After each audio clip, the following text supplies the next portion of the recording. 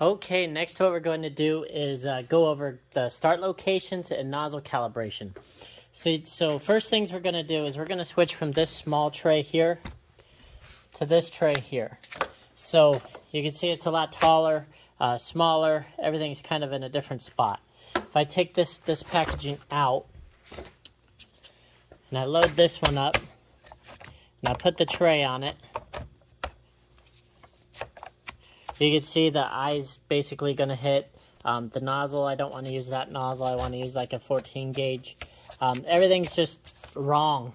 So first thing I want to do is change out the nozzle. So I'm going to go ahead and just twist this guy off and put on another one. I'm going to pause it while I do that.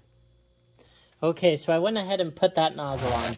However, you can see that the eye is lower than the nozzle. So if I go to dive down in this packaging, that eye is going to hit it. So now I need to go ahead and move the eye up. So what I'm going to do is I got this 3mm bolt and that 3mm bolt. That one there and this one here. I'm going to go ahead and just loosen those a half a turn. Just to get them a little loose. And what that does is let me slide this up and down. Now a good rule of thumb is put the eye about halfway about where the nozzle is. So I'm going to be about halfway up the nozzle, so about there. So I'm going to go ahead and pause this and tighten this down. Okay, so that's all tight and looks real good now. You know, it's like halfway up the nozzle. We're set.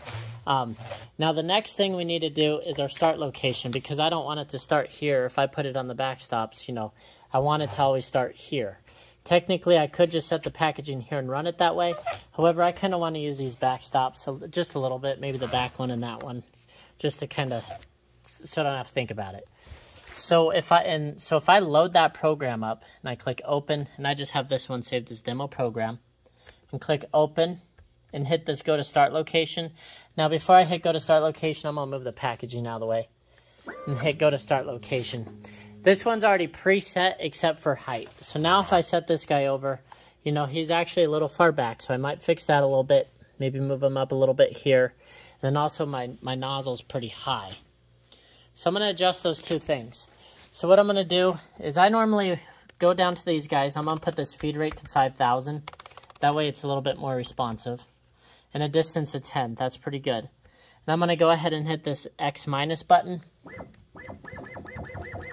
And just keep hitting it until it moves over.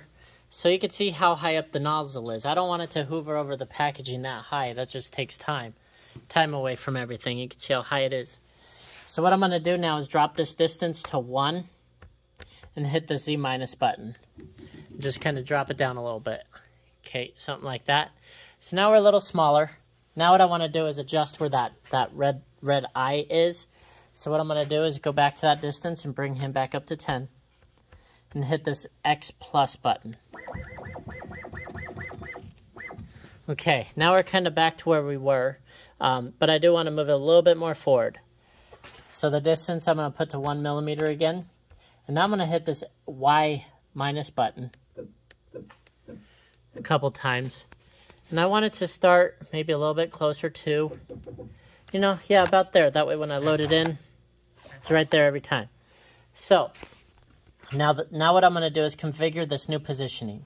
So I'm going to go down to this configure start location and set start location. This is probably the most complicated process of the whole machine here. So what I'd do is see how it says G58 here. What that is the program uses the positioning of G58 to go right here every time.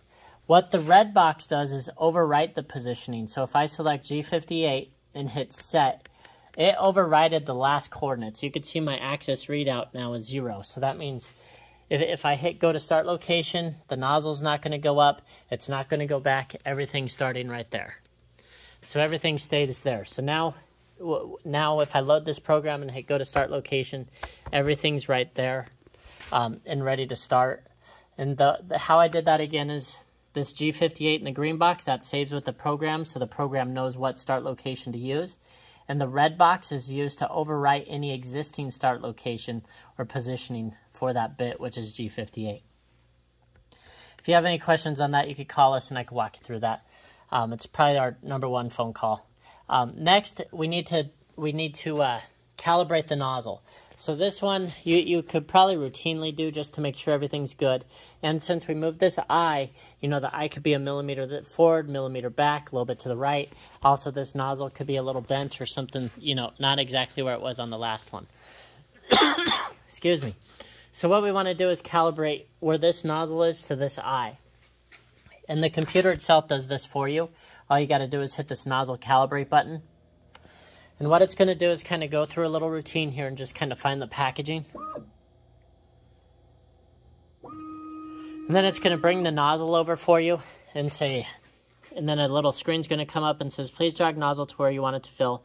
Then run the nozzle calibrate button again to add the value to the program recipe. So I'm going to say, okay. Now, it automatically put in a feed rate and distance for me, so I don't have to mess with that. I just mess with this Y plus and X minus and all that. And just jog that nozzle by pushing those buttons to where you want it to go into the cart. And I'm going to want it to go into the front one just because it's, I don't know, it's a little closer, a little easier for me to see. So you can see I'm off a little bit there. I'll try to zoom in a little bit. So I'm going to keep jogging this. And what I'm going to do is jog it so it's kind of right above the hole. So I kind of want it to go in right about there. Now what I could do is there's a C minus button. I'm going to push it to bring the nozzle down. And yeah, all that looks pretty good right there. Let me see if I could zoom in. And now what I'm going to do is kind of just look at the side of the packaging and just make sure I clear the rubber, which I did. That's about how far I want the nozzle to go in.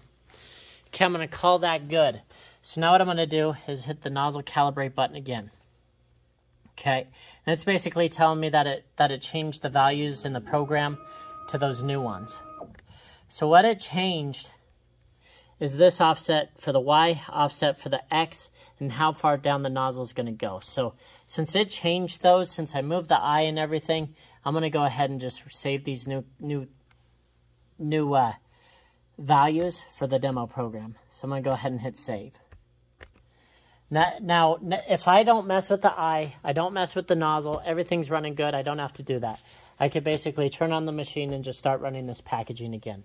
The only reason I went through all that is because I moved this eye, I changed out the tip, you know, we did some pretty crazy stuff. So, since I kind of redid the whole machine, I had to recalibrate that. So now I have a fill count of 5 right there. If I hit cycle start, and I calibrated that distance right where it goes in the hole, everything should start filling fine. A good way to test it is you could put your fill count to 1 and just work with that first packaging. Make sure your machine's running real good. One thing you could always do is just have your mouse right on this reset button just to make sure, or your hand on this red one up here, and just make sure everything's going to go in just fine.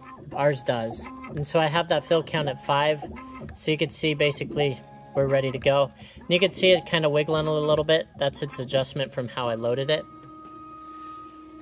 So now we're set. So if I had this packaging, you know, I could flip it, throw this guy back on, even bring it a little forward to like right there, so we're completely off a little bit.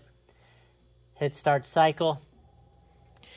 Since we saved the offset value from the eye to the nozzle, we're basically set to go. We could run this all day long. The tray could kind of move a little bit, and it's all right. One other thing I'll show you is if I tilt the tray too much, what'll happen after this one. So we'll kind of let this run real quick.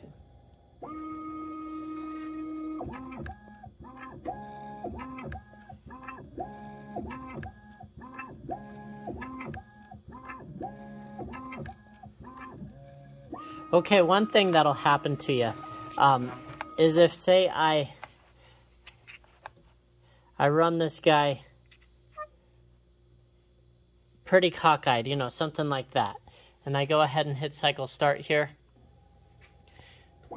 what it's going to do is it's not going to go all the way over, and that's a bad thing. Maybe it will.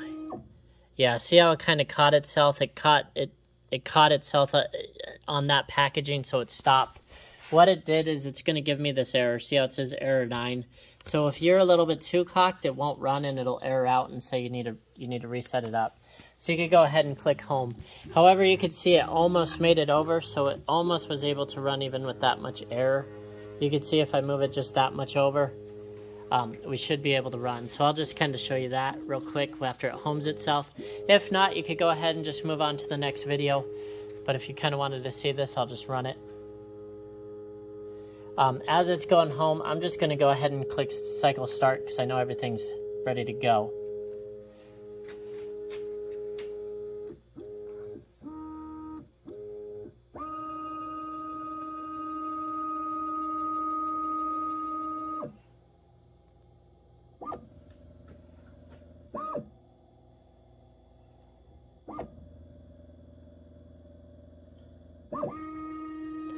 Alright, so this time the red eye was able to go all the way over.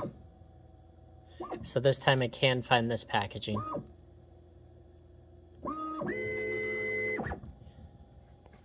And then from here, you'll see, because it is a little cockeyed, it might wobble pretty good here. If it finds itself. Alright.